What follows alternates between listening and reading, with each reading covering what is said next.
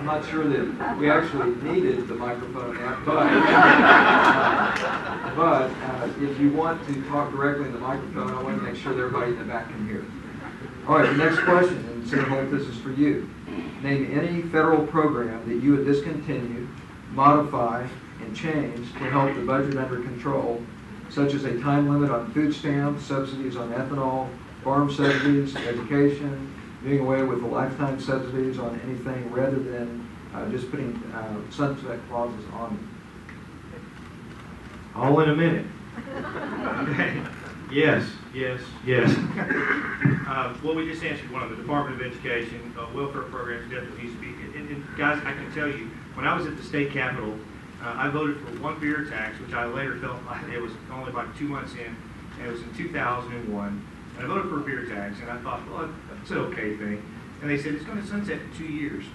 Guys, it came back in 2 years. I was in the committee, and they said, we need the money again. Look what it's done for the children. Look at this program, how good it is. And I learned right then and there that the sun never sets on a government program. We've got to get rid of the sunset clause, and we've got to be willing to take the hard decisions and say, let's get rid of them. Let's get rid of some of these programs. Department of Energy, Department of Education, we have a lot of work to do. Guys, the real truth of the matter is this.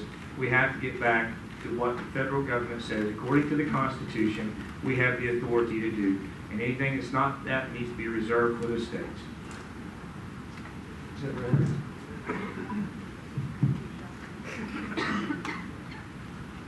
You know, we need to do things, but we need to do them carefully and a step at a time. We need to do what the Constitution authorizes, and I'm not sure that's not starting with zero-based budgeting. We've done some of that in the Arkansas legislature, and we ought to, instead of just assuming you're going to grow it every year, it would be bad to look at all these things. And I listed some here. A balanced budget amendment would be helpful, I think. We've got one in Arkansas, works pretty well for us. And you know, used to in Arkansas, we just spent everything that came in. We had a category A, B, C, D, E, and F. And you know, a few years ago, we actually had a surplus here in this state. We can do it again, but you've got to exercise restraint just like you do at home. The difference is, at home, we just can't print them. Well, if you can print it, I guess you go to jail for it. You're just not supposed to do it. I'm not sure some of these guys doing Washington, they might spend some time at the Holiday Inn. All right, Curtis Colton. Thank you, Jim. Thank you, Kim. You know, I've been saying that we can, you can poke the federal government almost anywhere and get fat. And you can almost take your pick of where you want to start cutting. But I think we need to begin by eliminating some of these duplicative, competitive bureaucracies that compete for budgets, compete for turf. We have a little food safety company. We're regulated by the EPA, the FDA, and the USDA, which means it's a miracle that we're still alive and exist. But those bureaucracies fight for budget, fight for turf, and we can make a dramatic cut in the cost of government by eliminating most of them and by clipping the wings of agencies like the EPA and the Department of Education, the Department of Energy, and I've been asking what they do and nobody knows. But the fact is that government costs too much because government's gotten too big. And you reduce the cost of government by reducing the size of government. And we've got to make an incontrovertible, multi-generational commitment to returning the federal government to the prescription of the Constitution. Okay, Randy Alexander. Well, excuse me, I agree with what's been said. I would start with the Department of Education, not only for the money saved, but for the concern that I have that they use that to negatively influence what our kids are taught. What I would do is take the money that actually goes to the states and give it to them with no federal strings attached. Take the remainder of the money, which is the majority of it, and pay down the federal debt. You could repeat that process with several of the departments. The Department of Energy, the purpose was to reduce our dependence on foreign oil. Haven't they done a wonderful job of that? But the yardstick that we need to use is the Constitution. There are a lot of programs that are just not supposed to be. And I agree with Curtis' statement. We have to significantly reduce the size of the federal government, which will have a financial benefit and also a regulatory benefit, and we can get them out of our lives and businesses. All right, thank you, Randy. Mr. Colton. If Republicans continue to be the minority party in the Senate, how do you propose to make a difference and an impact as a freshman senator?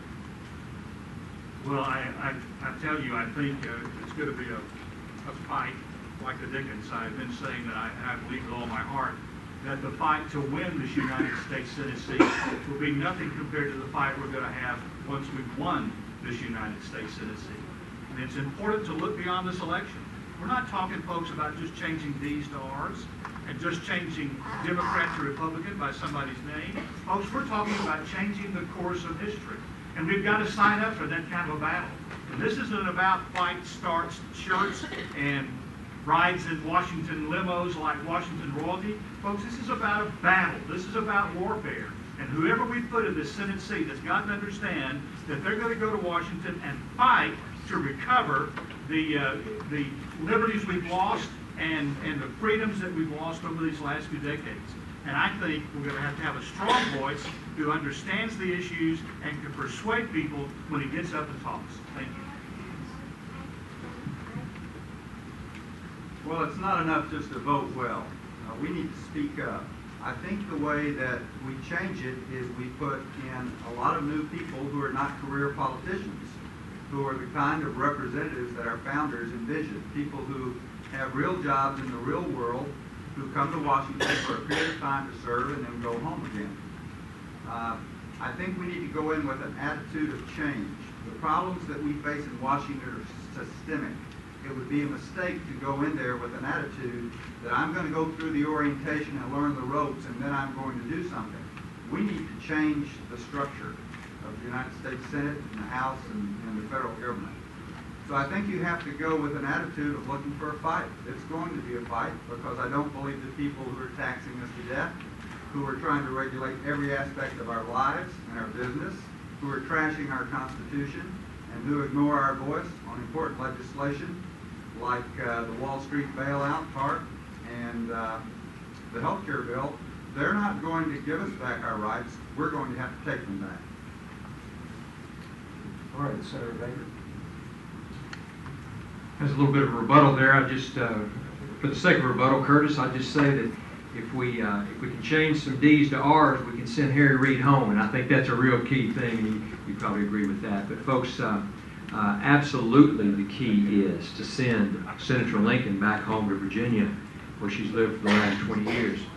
As far as a minority status, you can be the minority party and stand up and say, TARP was wrong. TARP was absolutely wrong, that bailout. And you can say, the deficits we've been building up over the years as a minority party person up there, it was wrong. And I'm not going to vote to increase the debt ceiling. I'm not going to vote for budgets that are out of balance. You can do that as a minority party person. You know what? If enough minority party people will stand up and say, no to federal bailouts, no to deficits, no to business as usual in D.C., then maybe it won't be the minority party much longer. All right, Brett.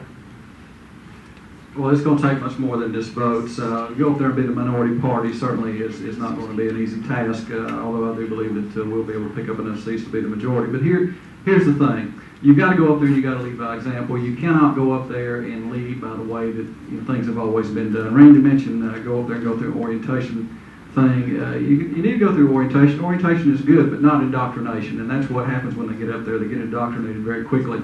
How to get things done, lead with a moral compass, a moral example. Just today, in the Wall Street Journal, a story about the Republican, the RNC, out taking high-priced jet rides, young Republicans running up a $2,000 bar tab out in L.A. That is disgraceful. You cannot lead when you act like that. You have no moral authority to lead, and you should not be there in either party if you're going to act like that.